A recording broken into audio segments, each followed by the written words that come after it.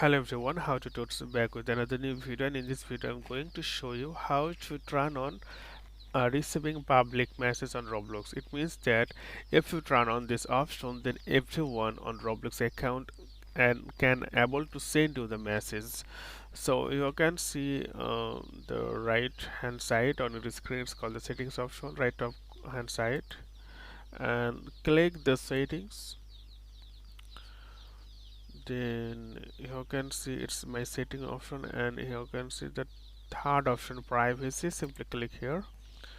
Then who can message me? This one you can see. So by default it's friend. It means whoever your friend, then they can able to send you message. But if you click here and choose the option everyone, then save successfully, and everyone on Roblox platform can able to send you the message.